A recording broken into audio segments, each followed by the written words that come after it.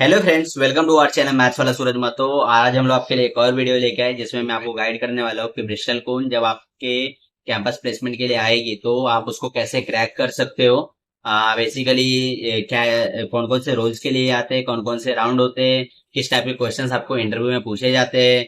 और इन सभी के लिए मैंने जिन लोगों का भी प्लेसमेंट हुआ था ब्रिस्टल कौन में, उन लोगों से हेल्प ली है। और इसके साथ साथ जो जैसे कि मैं हर बार करता हूँ, ग्लासडोर, एम्बिशन बॉक्स, जीएफजी, यहाँ से जो भी इंटरव्यू एक्सपीरियंसेस मुझे दिखते हैं लोगों के शेयर किए हुए, वहां से मैं ये कंटेंट सारे इकट्ठा करके आप लोगों के लिए काम आसान कर देता हूँ कि आप ये वीडियो देखो और उसके हिसाब से प्रिपरेशन करो और प्लेस्ड हो जाओ।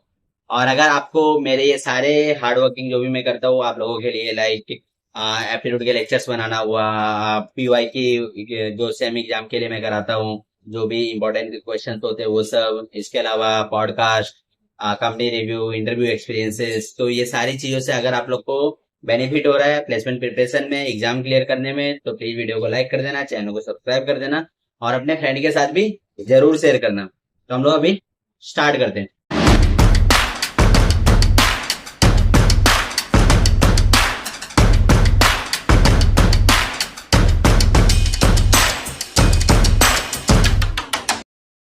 तो ब्रिस्टल कौन बेसिकली दो रोल्स के लिए आते हैं। एक तो एआईएमएल से रिलेटेड उनका रोल होता है और दूसरा होता है सैप कंसल्टेंट। मोस्टली ये लोग सैप कंसल्टेंट के लिए ज्यादा लोगों को हायर करते हैं और एआईएमएल में उतने ज्यादा लोग नहीं, as compare to SAP consultant उसमें थोड़े कम लोग हायर होते हैं। और नंबर ऑफ राउंड की बात करें हम लोग, तो यहाँ पे टोटल 4 राउंड आपको होंगे, जिसमें जो पहला राउंड होगा ना वो होगा एप्टीट्यूड। एप्टीट्यूड जो मतलब एकदम बेसिक एप्टीट्यूड होता है ना, जो कोई भी प्लेसमेंट के लिए आइडियल एप्टीट्यूड होता है, लाइक उसमें आपको क्वांट के क्वेश्चन मिल जाएंगे, logical reasoning, verbal ability, data interpretation, तो वैसे आपको सारे एमसीक्यू होंगे। बट एप्टीट्यूड में जो मेन चीज है ना वो है टाइम मैनेजमेंट। लाइक आपको बहुत कम टाइम मिलेगा आप जो भी कर रहे होगे उसके लिए। आई थिंक 60 मिनट में 50 कुछ क्वेश्चंस रहते हैं, तो उसमें आप कितने मैक्सिमम कर पाते हो, ऐसे ही कुछ था, या फिर 100 मिनट में 90 क्वेश्चन, ऐसे कुछ था। मतलब पर क्वेश्चन आपको 1 मिनट कंसिडर करके चलना है। अगर आपने वो किया तभी आपको जो है नेक्स्ट राउंड में आप एलिजिबल होगे। देख लो और वो अच्छे से क्लियर कर दो एप्टीट्यूड। फिर एक बार अगर आप लोग एप्टीट्यूड क्लियर कर लेते हो तो नेक्स्ट राउंड में जाते हो, और नेक्स्ट राउंड में आप जाओगे तो वहां पे आपको ग्रुप डिस्कशन होगा। और ये दोनों रोल्स के लिए होता है, टैप कंसल्टेंट के लिए भी और एआईएमएल रोल के लिए भी होता है। अब ग्रुप डिस्कशन में एज यूजुअल जो भी आपको टॉपिक्स होंगे वो सब करंट अफेयर से रिलेटेड, एआई से रिलेटेड, चैट जीपीटी से रिलेटेड, ये सारे टॉपिक्स आपको वहां पे देखने के लिए मिलेंगे। अभी ग्रुप डिस्कशन में बेसिकली वो लोग 10 या फिर 15 का ग्रुप बनाएंगे और उसमें आप लोगों को एक टॉपिक दिया जाएगा, कुछ टाइम दिया जाएगा, 5 मिनट सपोज सोचने के लिए। और फिर बाद में उसमें आपको एक लिमिटेड टाइम होंगे, उसमें सबको अपने अपने पॉइंट्स रखने होते हैं। अभी ग्रुप डिस्कशन को क्लियर कैसे करना है, तो एक्चुअली में मेरा एक फ्रेंड था, तो उसने अब तक जितने भी ग्रुप डिस्कशन दिए ना सब उसने क्लियर किया। जो भी कंपनीज का ग्रुप डिस्कशन वो देता था, जेडी में पार्टिसिपेट करता था, तब वो क्लियर करता। तो मैंने उसको पूछा, भाई तू कैसे ये क्लियर करता है, मुझे भी बता। तो उसने मुझे कुछ टिप्स दिए जो अभी आप लोग स्क्रीन पे देख भी रहे हो। और आपको भी ये टिप्स यूज करना है अगर आप लोग कोई भी ग्रुप डिस्कशन जेडी जो है क्रैक करना चाहते हो तो सबसे पहला टिप्स तो ये है कि ट्राई टू गिव इंट्रो। आपको खुद से इंट्रो देना है। लाइक अगर कोई भी टॉपिक होता है ना तो हर कोई स्टार्ट करने से पहले सोच रहे होते हैं, तो आपको फर्स्ट वन बनना है कि स्टार्ट करो। अगर आप लोग नहीं बन पाते हो तो जिसने स्टार्ट किया ना ट्राई करो कि उसको आप काउंटर करो, लाइक तुरंत उसके बाद। हम्बल बिल्कुल नहीं होना है।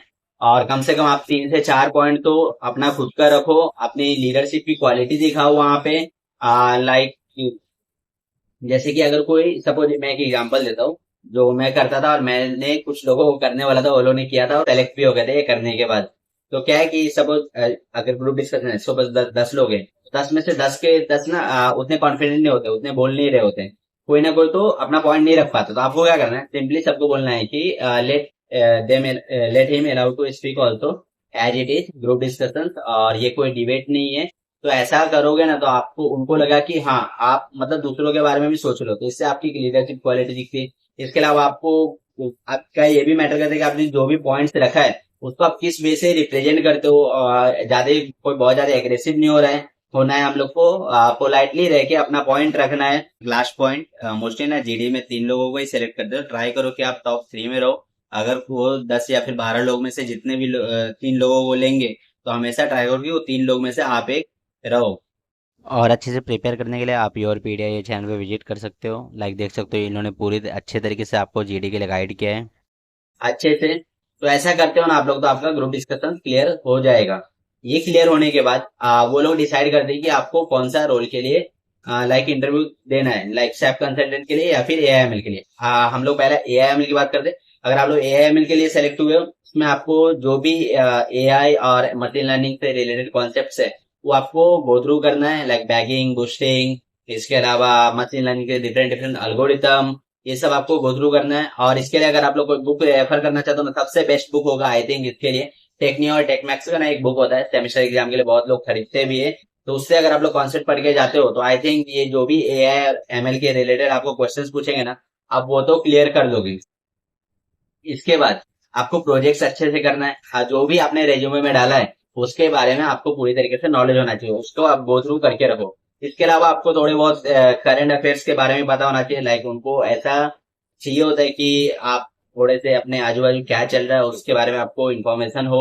और एक चीज और वो लोग देखते हैं कि आपका बिहेवियर कैसा है, लाइक आप कैसे चीजों को एक्सप्लेन कर रहे हो, कितने कॉन्फिडेंट हो आप। तो ये सारी चीजों पे भी वहां पे पॉइंट्स आपको मिल रहे होते हैं। तो ये तो रहा एआईएमएल का राउंड 3। अगर सैप कंसल्टेंट की बात करूं तो मोस्ट ऑफ द लोग जो लोग हायर हुए थे सबका यही कहना था कि वो कुछ चीजें आपका चेक करते हैं, कॉन्फिडेंस, अटायर, आपका बिहेवियर कैसा है, आप कोई भी अपने पॉइंट्स को कैसे रख रहे हो। और करंट अफेयर्स को उनको बहुत ज्यादा क्वेश्चन पूछे गए थे एज कम्पेयर टू एआईएमएल में, तो उतने ज्यादा करंट अफेयर्स नहीं थे, लेकिन सैप कंसल्टेंट वाले में करंट अफेयर्स उनको पूछे थे। इसके अलावा एचआर टाइप क्वेश्चन हो गए, सिनेरियो बेस्ड क्वेश्चन हो गए कि उस सिनेरियो में आप कैसे बिहेव करते हो, तो वो भी वो लोग देख रहे थे। और उन सबका ना अभी मैंने रिसेंटली सबसे पूछा है तो सबने मुझे एक ही एडवाइस दिया कि उनको बोलना ना कि कॉन्फिडेंट रहे। और क्या है कि कोई भी चीजें है ना, लाइक वो लोग आपको ऐसे भी क्वेश्चंस डालेंगे कि सपोज आपने विशल कौन का इंटरव्यू दिया और आप सेलेक्ट हो गए, लेकिन बाद में आपको इससे अच्छा पैकेज लगता है तो आप क्या करोगे। तो उसमें आप ट्राई करो कि एटलीस्ट उनको सेटिस्फैक्ट्री ऐसे आंसर दो जिससे वो सेटिस्फाई हो सके। और कॉन्फिडेंट तो रहो भाई, ये सबने मुझे बोला कि कॉन्फिडेंट आपको रहना है। लाइक उनका क्या है ना मेंटेलिटी की, टेक्निकल चीजें तो वो आपको दिखा देंगे, मेन आपका एटीट्यूड मैटर करता है कि आप कोई भी चीज को कैसे देखते हो। तो ये सारी चीजों पे थोड़ा सा ध्यान देना सैप कंसल्टेंट के लिए जा रहे हो खास कर तो। और इसके बाद अलावा अगर आपको कुछ टेक्निकल क्वेश्चंस अगर आपको पूछेंगे तो पैटर्न पूछ सकते हैं, डीएसए कॉन्सेप्ट पूछ सकते हैं, आरडीबीएमएस, ये सब प्रोजेक्ट तो वो आपको पूछेंगे ही। इसके बाद अगर आप लोग ये दोनों रोल के लिए, सब लोग एमएल के लिए भी और उसके लिए भी, तो जो भी रोल है थर्ड राउंड आपने अगर क्लियर कर लिया तो फोर्थ राउंड दोनों के लिए कॉमन ही होता है, एचआर राउंड। और उसमें आपको typical HR question, family background के ऊपर क्वेश्चन आपको दिखेंगे, सिनेरियो बेस्ड क्वेश्चन जैसे मैंने बोला वो। अभी एक मुझे क्वेश्चन याद आता है, मेरे एक फ्रेंड को पूछा था कि सपोज उस दिन इंटरव्यू प्रोसेस चल रहा था मेरे कॉलेज में और नीचे गरबा नाइट भी था, तो डीजे का बहुत तेज आवाज आ रहा था और दे आर लाइक कि क्या ये सही है क्या, उसको ऐसे ही पूछा। और वो वहां पे फंबल हो गया, वो उतना कुछ बोल ही नहीं पाया। कि लेकिन आपको ऐसे नहीं होना है, एक प्रॉपर अच्छे से आंसर देना है। और उसके वजह से वो सेलेक्ट भी नहीं हो पाया क्योंकि वो फंबल हो चुका था और वो उसको लगा कि ये क्या पूछ रहा है ऐसा। बट आपको ध्यान देके कुछ भी वो पूछेंगे तो उसका प्रॉपर तरीके से आंसर करना है। अगर आप लोग ये सारी चीजें कर लेते हो तो आई थिंक आपका सिलेक्शन हो जाएगा। अभी व्हाट टू डू, आपने वीडियो देखा, अभी जाके क्या करना है आपको, एप्टीट्यूड का प्रिपरेशन करो, एप्टीट्यूड के कॉन्सेप्ट जो भी है रिवाइज करो, क्वेश्चंस प्रैक्टिस करो, अपनी स्पीड बढ़ाओ। सबसे इंपॉर्टेंट तो स्पीड है यहाँ पे। अगर आप लोग का स्पीड नहीं होगा तो जो पहले सबमिट करेगा वो सेलेक्ट हो जाएगा और ज्यादा नंबर ऑफ क्वेश्चंस कर देगा कम टाइम में वो सेलेक्ट हो जाएगा। फिर एप्टीट्यूड के अलावा अपने प्रोजेक्ट के कॉन्सेप्ट रिवाइज करो आप। प्रोजेक्ट के अलावा जो भी अगर एआईएमएल रोल के लिए जा रहे हो तो जैसे मैंने बोला वो सारे कॉन्सेप्ट जो भी आपने artificial intelligence, data science, machine learning में पढ़े तो उसको रिवाइज करके जाओ। कंसल्टेंट के लिए जा रहे हो, करंट अफेयर्स के बारे में पता होना चाहिए। ऐसा नहीं कि बहुत डेप्थ में आपको नॉलेज हो, बट एटलीस्ट थोड़े बहुत तो आपको नॉलेज होने चाहिए कि अभी मार्केट में चल क्या रहा है। तो अगर इतना आप लोग कर लेते हो तो आई थिंक आपका प्लेसमेंट हो जाएगा। अगर आपका प्लेसमेंट हो जाता है प्लीज कमेंट करके बताना। अभी बहुत लोग मुझे बताते हैं, बहुत अच्छा लगता है मुझे कि मैं जो भी कर रहा हूँ बहुत ही अच्छा कर रहा हूँ। और प्लीज वीडियो को लाइक कर देना, चैनल को सब्सक्राइब कर देना। अभी 1K होने ही वाला है तो मैं आपको बोलूंगा कि जितनी जल्द से जल्द आप लोग चाहे तो ये 1K सब्सक्राइबर्स मेरे कर दीजिएगा। और thanks for watching the whole video.